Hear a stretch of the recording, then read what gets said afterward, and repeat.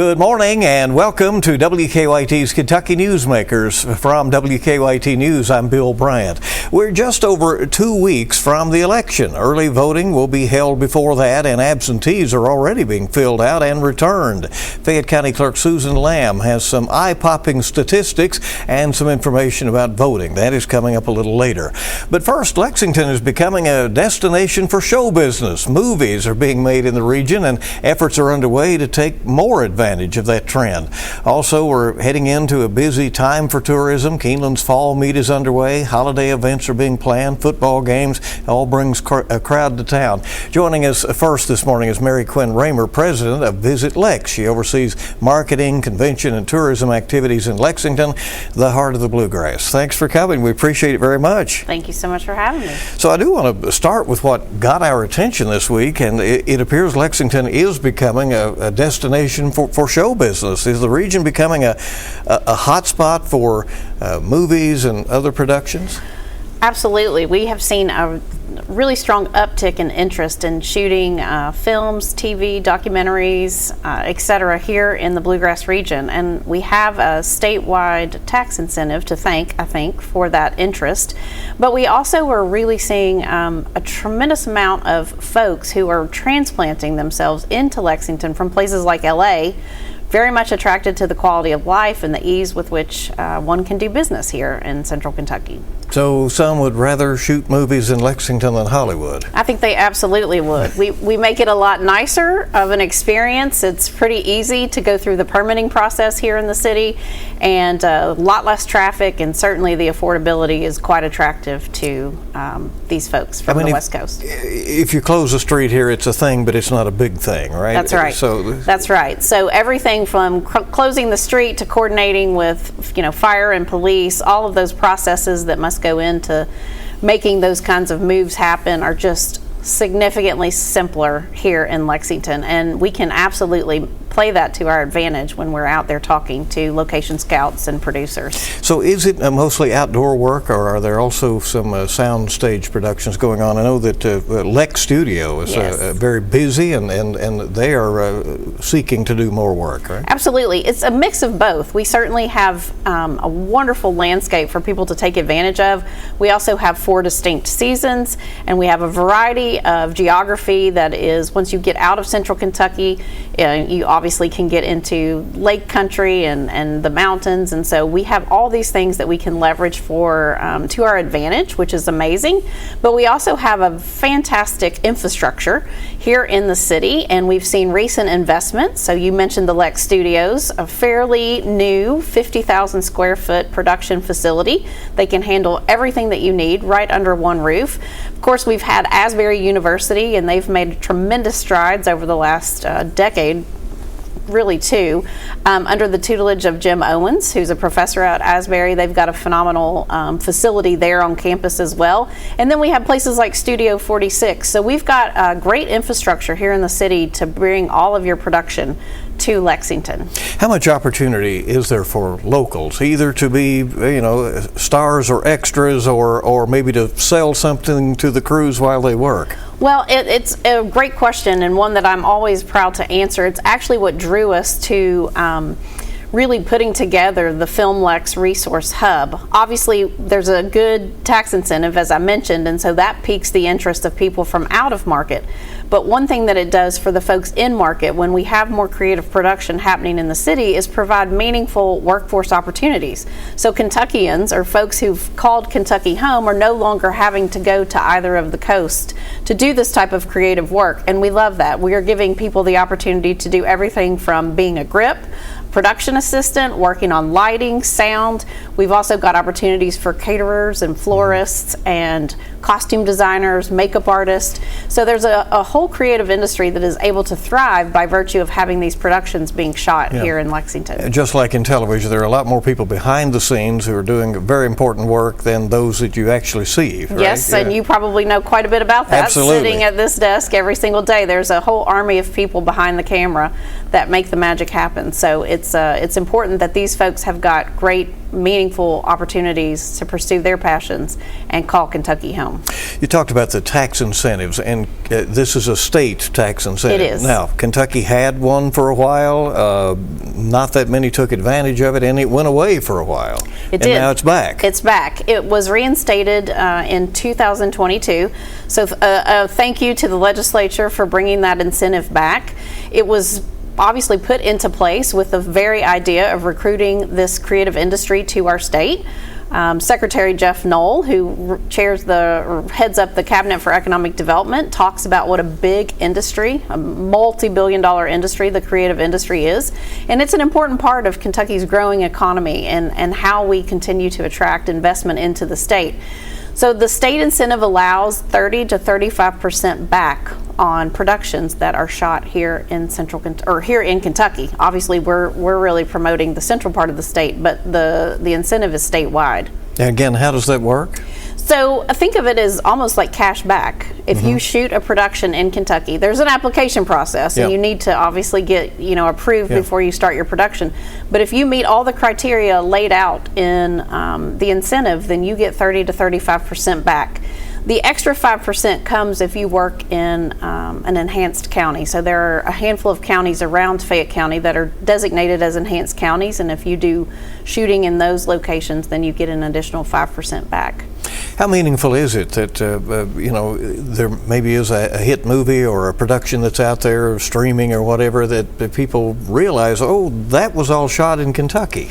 Well, people love the idea of the glitz and the glamour, and so it's fun when you recognize scenes from your hometown showing up on the big screen. So I think there's a lot of buzz that goes with shooting these types of productions. I think people still are genuinely really excited when they see production crews around the city. And that's one of the things that we've heard from filmmakers and producers that have been in our city. Everyone they meet has been so nice, so receptive, so genuinely glad to see them here, and they just love that. That is very different from the experience that they have shooting in a place like LA. Well, that's just how we are in Kentucky. That's right? what I tell them. We're just nice. And so to that point, as we shift gears a little bit, this is a busy time of year, and people are coming to see us from all over the world. The Keeneland Fall Meet is underway. Ball games are bringing large crowds to town. How is tourism doing overall in the city and in the region? Well, you are right on the money with all the activity happening around town. It's what we call peak tourism season. October is a huge month for our city. And I don't know if you saw Keeneland's recent economic impact study, but one of the most interesting statistics that came out of that study was the fact that more than 60% of people who attend their spring and fall meets come from outside the state. And so this is a tremendous opportunity for us to bring people to the city and give them a one-of-a-kind and the best racing experience that you could possibly have.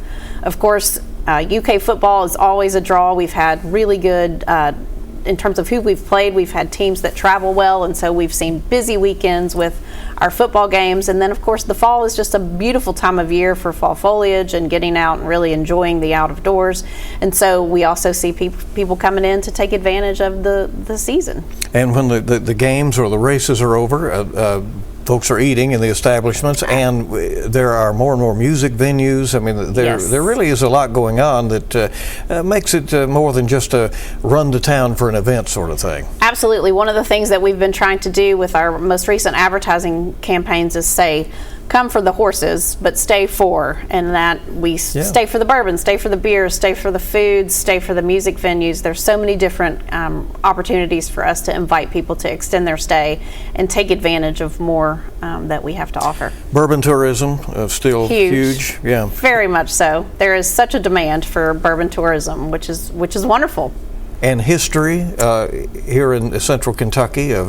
Some people will come from other parts of the country and not realize all of the important things that happened in the formative stages of this country here. Absolutely. It's an excellent point. We see so many people that are either tracing their genealogy back through Kentucky, or are discovering the story of America through the history that happened right here in Kentucky.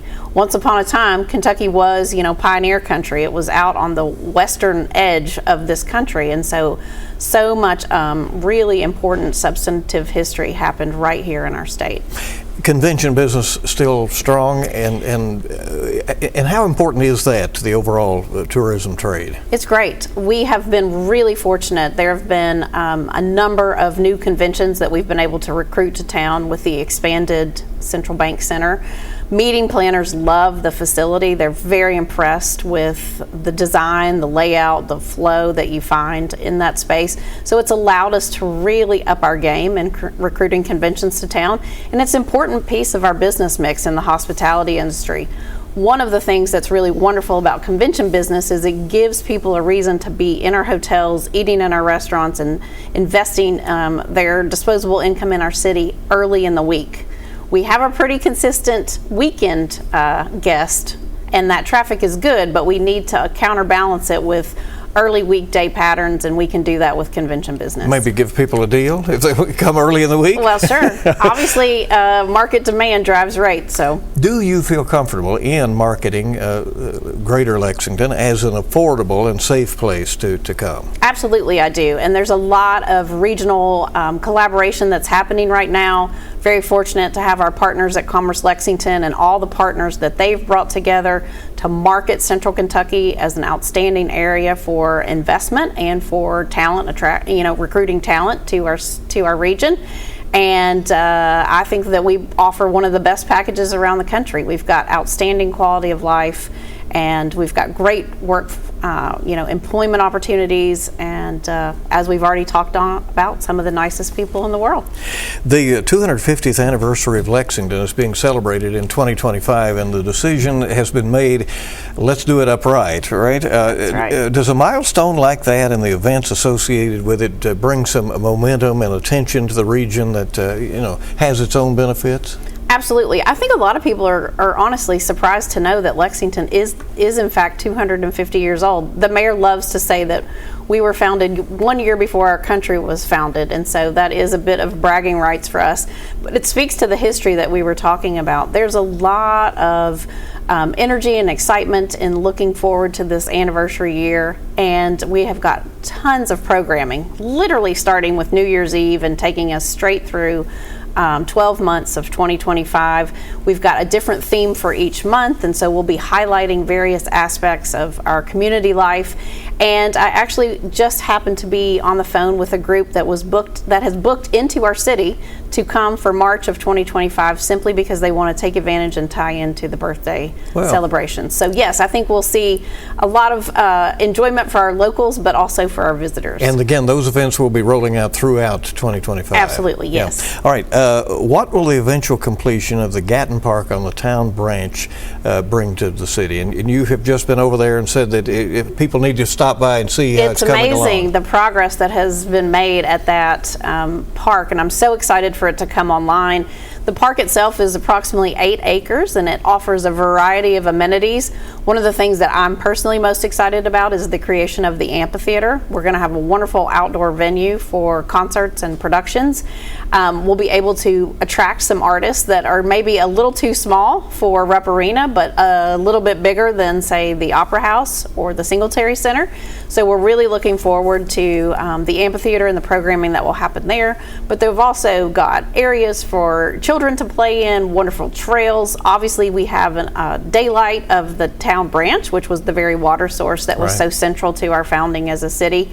And the other thing that I really love is the connectivity that it provides between our central downtown and the Distillery District. So I'm really looking forward to that park coming online later in 2025. I think it's going to be a tremendous addition to our city. All right, and before that, the holidays, and that'll be a busy time as well, right? It's always a busy time, and there's a fabulous programming. I absolutely would tell folks to go to VisitLEX.com. We'll try and keep you posted on all the happenings around the city, and encourage people to just get out and take advantage of it. Mary Quinn Raymer, thanks so much for coming by. Appreciate it. Thank you. Especially enjoyed the discussion about the movie part. That's very interesting. Well, you might be starring soon. Oh, we'll see. All right, stay with us, everybody. The November election now just a couple of weeks away. We'll hear from Fayette County Clerk Susan Lamb on some of the numbers and what some of the rules are. That's coming up as Kentucky Newsmakers continues.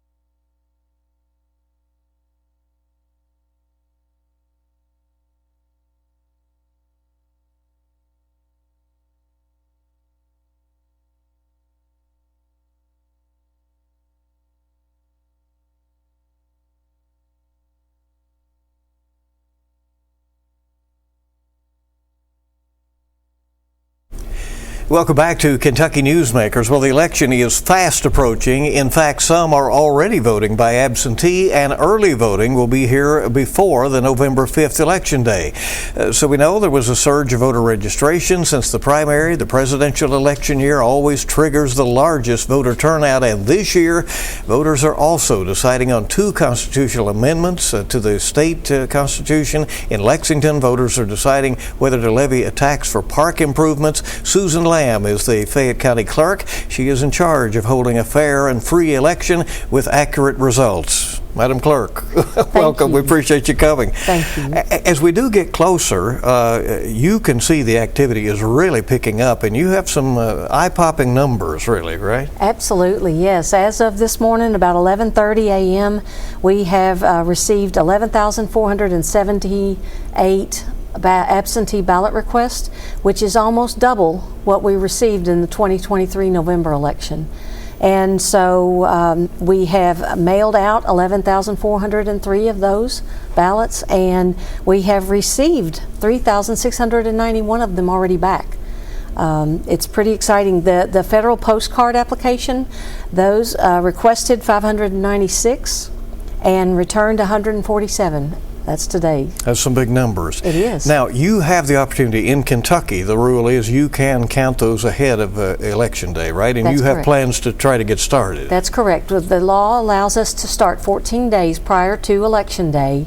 And with this number of absentee ballots to process, we are going to have to utilize each of those days to make sure that we process, because what most people don't know is behind the scenes, on Election Day, the County Board of Election is in session all day, and we will be having hearings that day. And as I have been told, for a presidential election, to expect a large number of hearings. So the County Board of Election is also in session when we process absentee ballots as well. So we can't be two places at one on Election Day. So we're going to try to make sure that we get as much processed before that day so that we can make sure that we are in part of all of the process. We'll make it clear those are counted, but they are not reported, no, sir. Right? That's correct. Until yes. the final vote, right? No, we actually will accept absentee ballots. We have the big blue box, that's a secure box outside on our sidewalk at 162 East Main. And we go to the post office right at 6 p.m. on Election Day. Once those are counted, and once everybody, once the 6 p.m. bell rings and we've counted everything, then we can actually close the scanners down that we use for absentee ballot processing, and then we will take those V-drives up to be counted just as the rest of the votes within the county. Tell us the options that voters have leading up to the election, where they, including where they can show up for that early voting. Absolutely, yes. Starting on October 23rd, 24th, and 25th, and 28th, 29th, and the 30th, that's early voting absentee with qualifying excuses. And you can go to our website, thefayettecountyclerk.com, and you can look for the qualifying excuses. You also have the early voting, and that is located at our office at 162 East Main Street from 8 a.m. to 4:30 p.m. That's October 23rd through the 25th, 28th through the 30th. And then on October 31st, November 1st, and November 2nd, we have all 6 libraries. Lexington Public Libraries are open from 8:30 to 4:30 p.m. those 3 days, and anyone in Fayette County that's a registered voter can go to any of those library locations and cast your vote. And then on Election Day, as exciting as it is, we will also have those 6 libraries open for anyone that wants to go vote from 6 a.m. to 6 p.m., but you will still have the opportunity to go to your precinct at 135 different locations. You can go to your precinct from 6 a.m. to 6 p.m. on November 5th. Well, that's ambitious, isn't it? Yes. So you are now referring to Election Day itself as the last opportunity to vote. That is correct. And do you think people see it that way? I don't think they do yet. I think this is all a very new concept. And you think about just in November of last year, we just had 3 libraries open, and we were still using the senior center. In May, we were able to use all 6 libraries, but it was such a low turnout. I think this is going to be the opportunity for us to really show the voters what options are out there, and that the accessibility and safe places to vote, that they're there for Fayette County voters, and we'll start changing the language a little over time, the last day to vote.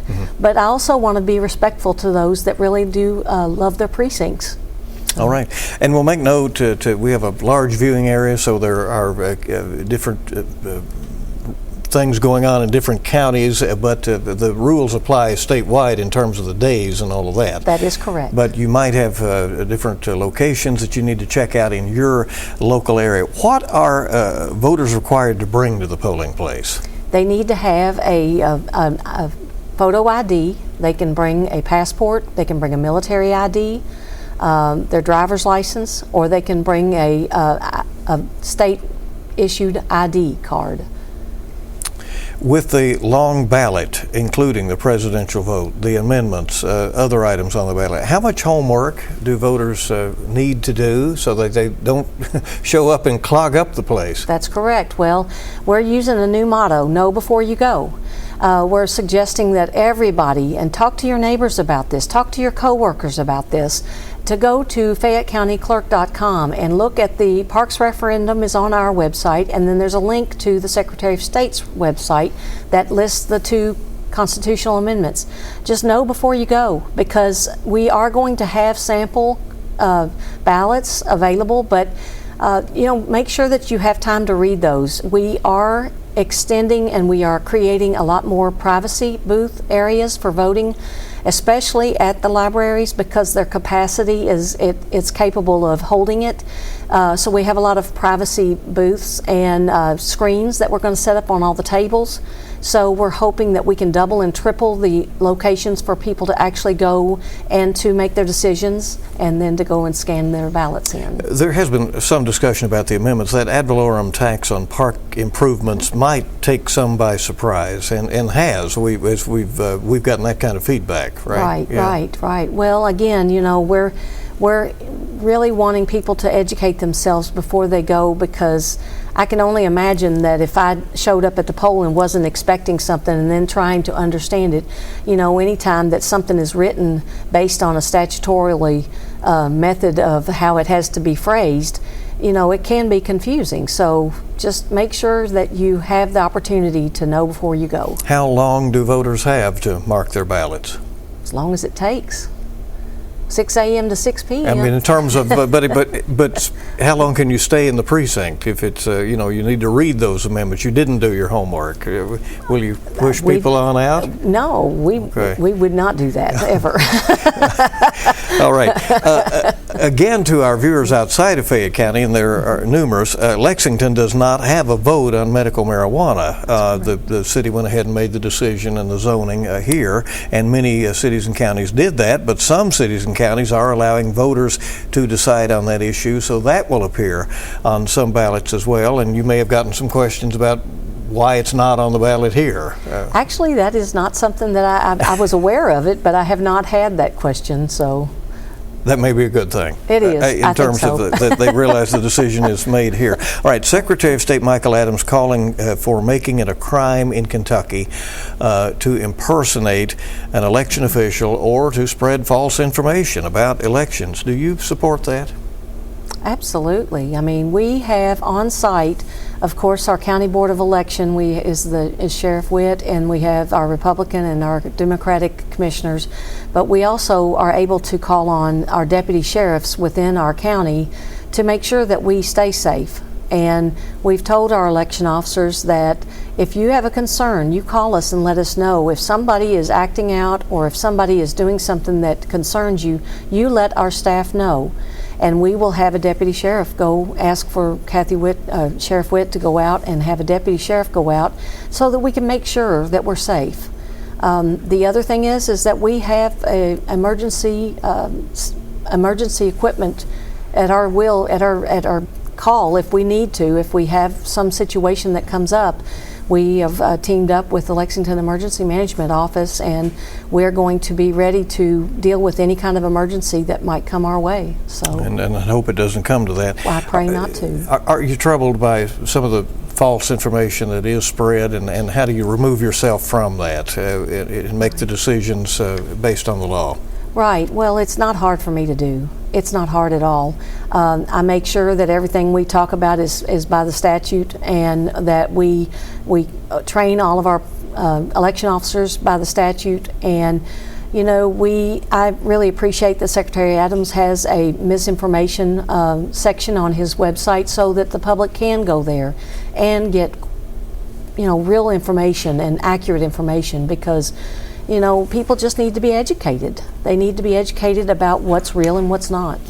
All right, the 2024 vote is underway with the absentees and then the early voting, and then eventually Election Day itself, and then it's up to you to do the count, right? Yes, sir. Thanks for coming. We appreciate it. Thank you Susan so much. Lamb is the Fayette County Clerk.